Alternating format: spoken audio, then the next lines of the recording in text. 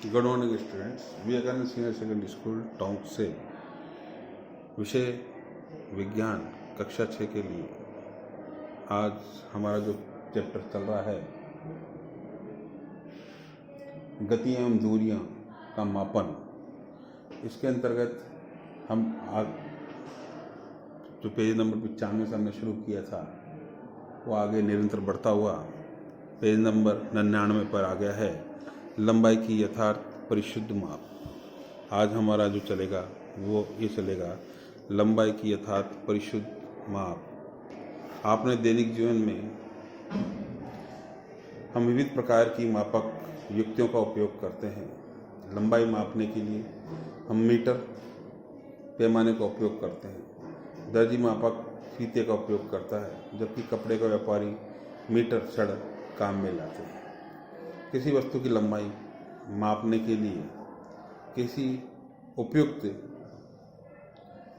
युक्ति का चयन करना चाहिए। उदाहरण के लिए किसी वृक्ष पर घेर अथवा सीने वृक्ष की माप के लिए आप मीटर पैमाने का उपयोग नहीं कर सकते।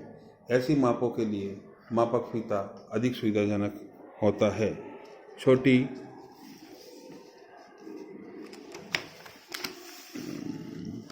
लंबाइयाँ जैसे आपकी पेंसिल की लंबाई मापने के लिए आपने ज्यामिति बॉक्स में 15 सेंटीमीटर लंबाई पैमाने को काम में लेते हैं।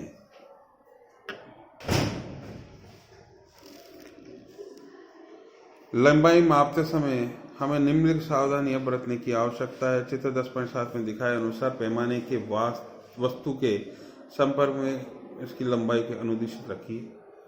कुछ पैमानों के सिर टूटे हो सकते हैं। आप इन पैमानों के शून्यांक स्पष्ट नहीं देख सकेंगे। चित्र में ऐसे प्रकरणों में पैमाने के शून्यांक से माप लेने से बचिए। आप पैमाने का कोई अन्य पूर्णांक जैसे 1.0 सेंटीमीटर काम में ला सकते हैं। तब आपको दूसरे सिरे के पाठ्यांक से इस पूर्णांक के पाठ्यांक को घटाना चाहिए। उदाहरण के लिए एक सिरे का पाठ्यांक 1.0 सेंटीमीटर, दूसरे सिरे का पाठ्यांक 14.3 सेमी है। अतः वस्तु की लंबाई 14.3 - 1 बराबर 13.3 सेमी होगी। तीसरा पॉइंट, माप लेने के आँख की सही स्थिति भी महत्वपूर्ण होती है। चित्र 10.9 में दर्शाए अनुसार आपकी आँख जिस बिंदु की माप ली जानी है उसके ठीक सामने होनी चाहिए। स्थिति बी, आँख की स्थिति पाठ्यांक 7.5 है। स्थिति ए तथा सी से पाठ्यांक भिन्न हो सकते हैं। क्रियाकलाप,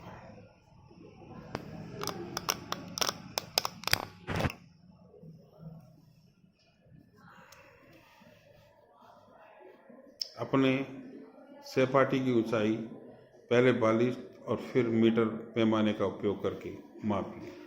इसके लिए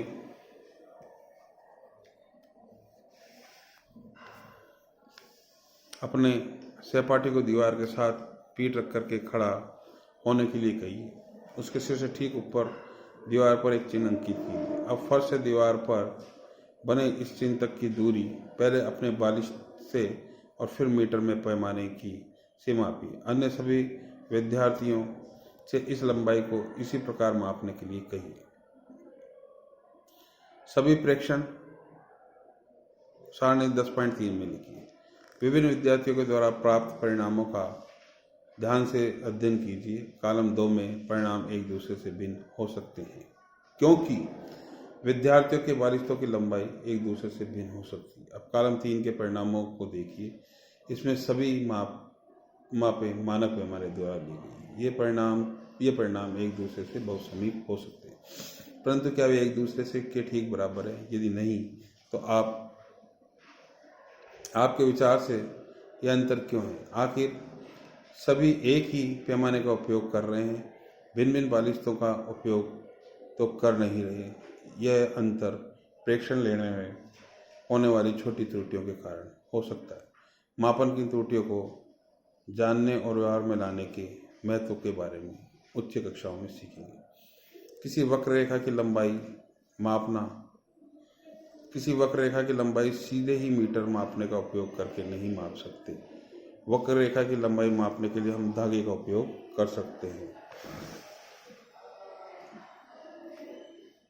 हमने देखा है कि एक सुनिश्चित करने के लिए हम दूरी तथा लंबाई की यथार्थ माप ले सकते हैं। हमें बहुत सी सावधानियां बरतनी है। मापन के लिए कुछ मानक युक्तियों तथा मापन परिणामों को व्यक्त करने के लिए हमें कुछ मानक मात्रकों का आवश्यकता होती है। हमारे चारों ओर गतिशील वस्तु, उन वस्तुओं के बारे में सोचिए जो हमारे चारों ओर है।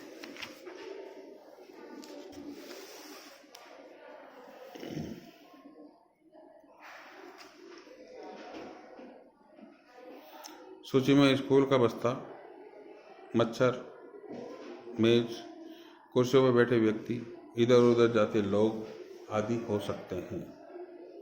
इसके अतिरिक्त तितलियां, कुत्ते, गायें अथवा हाथ, छोटा बच्चा, जल में मछली, घर, फैक्ट्री, पत्थर, घोड़ा, गेंद, बल्ला, चलती रेलगाड़ी, सिलाई मशीन, दीवार घड़ी। हमने इनमें से कौन गतिशील है, कौन विराम में है? आपको यह कैसे सुनिश्चित किया कि कोई वस्तु गति में है अथवा विराम में है? आपने यह देखा होगा कि चिड़िया कुछ समय पश्चात पहले वाले स्थान पर दिखाई नहीं देती है, जबकि मेज उसी स्थान पर है। इस आधार पर आपने यह सुनिश्चित किया होगा कि कोई वस्तु गति में है अथवा विराम में। आइए हम किसी चीटी की गति को ध्यान से देखते हैं। कोई ऐसा स्थान चुनिए जहाँ चींटियाँ हो। इस स्थान के निकट कागज की एक बड़ी शीट फैला करके इस पर कुछ चीनी रखिए। चींटियाँ इस चीनी को आकर्षित होगी तथा आप शीघ्र ही इस कागज की शीट पर बहुत सी चींटियों को रेंगते हुए देखेंगे। किसी एक चींटी के लिए जब यह कागज की शीट पर तुरंत रेंग चुकी हो, पेंसिल से उसकी स्थिति के निकट छोटे छोटे चिन्ह अंकित कीजिए।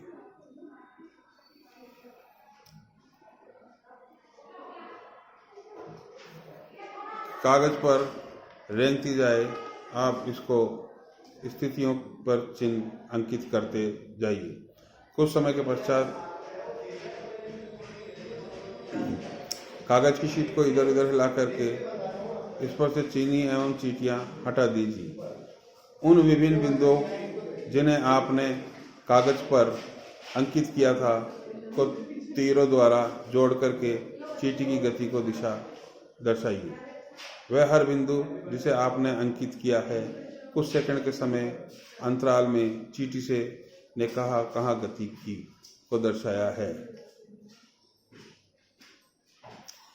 गति किसी वस्तु की स्थिति है में किसी प्रकार के परिवर्तन जैसी दिखाई देती है। क्या आप ये नहीं मानते? क्रियाकलाप 5 में वस्तुओं के समूह बनाते समय आपने घड़ी, सिलाई की मशीन अथवा बिजली का पंखा जैसी वस्तुओं को किस समूह में रखा गया है? क्या ये वस्तुएं एक स्थान से दूसरे स्थान तक गति कर रही है? पंखे की पंखुड़ियाँ अथवा घड़ी की सुइयाँ कैसे गति करती है? क्या इन गति चींटियों अथवा रेलगाड़ियों की गति जैसी है? आइए अब हम कुछ प्रकार की गतियाँ देखते हैं।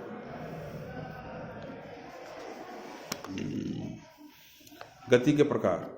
आपने सीधी सड़क पर किसी वाहन की गति, किसी परेड में सिपाहियों के मार्च पास्ट की गति अथवा किसी गिरते पत्थर की गति का प्रेक्षण किया होगा। यह किस प्रकार की गति है? 100 मीटर दौड़ प्रतियोगिता में धावक भी सरल रेखा के अनुदिशित दौड़ते हैं। क्या आप अपने चारों ओर देख करके इसी प्रकार के और अधिक उदाहरण सोच सकते हैं? इन सभी उदाहरणों को हम यह देखते हैं कि वस्तुएं सरल रेखा का अनुदिशित गति कर रही है। इस प्रकार की गति को सरल रेखीय गति कहते हैं।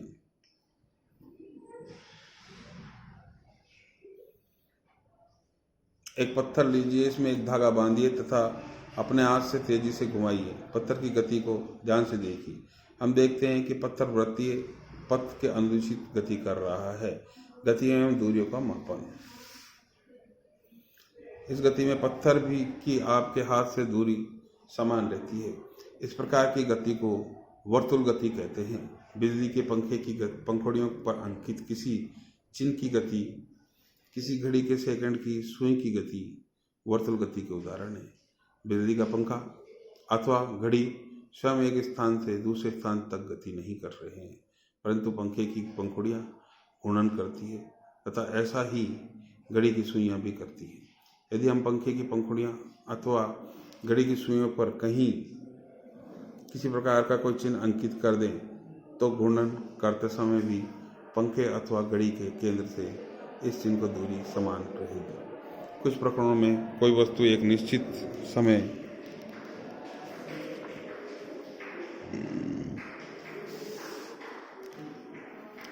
अंतराल के बाद अपनी गति को दोहराती है। इस प्रकार की गति को आवर्ती गति कहते हैं। डोरी से बंधा हुआ वही पत्थर लीजिए जिसे आपने क्रियाकलाप 7 में उपयोग किया था। अब डोरी को अपने हाथ से थामिए तथा पत्थर को डोरी पर लटकने दीजिए। यह एक लोलक है। दूसरे हाथ से पत्थर को एक तरफ खींचिए और फिर स्वतंत्र गति करने के लिए छोड़ दीजिए। लोलक की यह गति आवर्ती गति का एक उदाहरण है। वृक्ष की शाखाओं का इधर उधर लहराना, झूला झूलते बच्चे की गति, सितार की डोरियों की गति, बजते समय ढोलों अथवा तबलों की झिल्ली की गति, ये सभी आवर्ती गति के उदाहरण हैं जिनमें वस्तुएं एक निश्चित समय अंतराल के बाद अपनी गति को दोहराती है। क्या आपने क्रियाकलाप 5 के एक भाग के रूप में सिलाई की मशीन का प्रेक्षण किया था? आपने ध्यान दिया होगा कि सिलाई मशीन अपनी इसी अवस्थिति पर रहती है जबकि उसका पहिया वर्तुल गति में होता है। इसमें एक सुई भी होती है जो जब तक पहिया घूर्णन करता है तब तक निरंतर ऊपर नीचे गति करती रहती है। क्या ऐसा नहीं है कि जहाँ यहाँ सुई आवर्ती गति कर रही है? क्या आपने फर्श पर लुढ़कती किसी गेंद की गति को ध्यानपूर्वक प्रेक्षण किया है? या गेंद किसी फर्श पर लुढ़कती और घूर्णन करती हुई आगे की ओर गति करती है। इस प्रकार गेंद सरल रेखीय गति के साथ साथ घूर्णन गति भी करती है। क्या आप एक ऐसे अन्य उदाहरण बता सकते हैं जिसमें वस्तु की गति विभिन्न प्रकार की गतियों से मेल करती है? इस अध्याय के अंतर्गत हमने बहुत से मापन क्रियाकलाप किए हैं तथा कुछ प्रकार की गतियों के विषय में चर्चा की है। हमने देखा है कि समय के साथ साथ स्थिति में परिवर्तन को गति कहते हैं। स्थिति में हुए इस परिवर्तन को हम दूरी मापन द्वारा ज्ञात कर सकते हैं।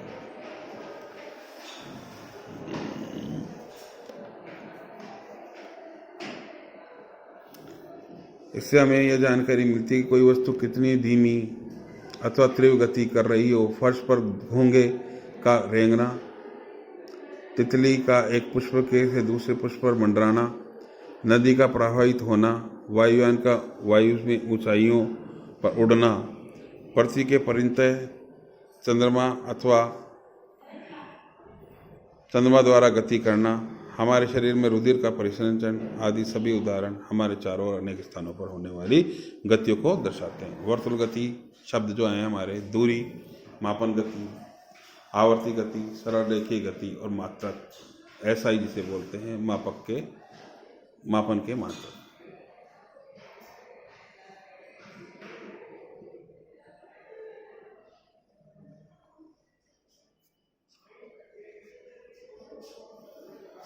एक स्थान से दूसरे स्थान तक जाने के लिए परिवहन के विभिन्न साधनों का उपयोग किया जाता है। प्राचीन काल में लोग पैर की लंबाई, अंगुली की चौड़ाई, एक कदम की दूरी आदि का उपयोग मापन के मात्रक के रूप में करते थे। इसमें उलझनें होती थी तथा इसलिए किसी एक समान मापन प्रणाली को विकसित करने की आवश्यकता उत्पन्न हुई।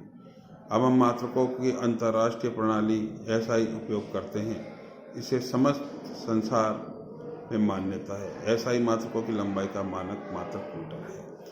सरल रेखा के अनुदिशित गति को सरल रेखीय गति कहते हैं। वर्तुल गति में कोई वस्तु इस प्रकार गति करती है कि उस वस्तु को किसी नियत बिंदु की दूरी समान रहती है। ऐसी गति जो एक निश्चित समय अंतराल के पश्चात दोहराती है उसे आवर्ती गति कहते हैं।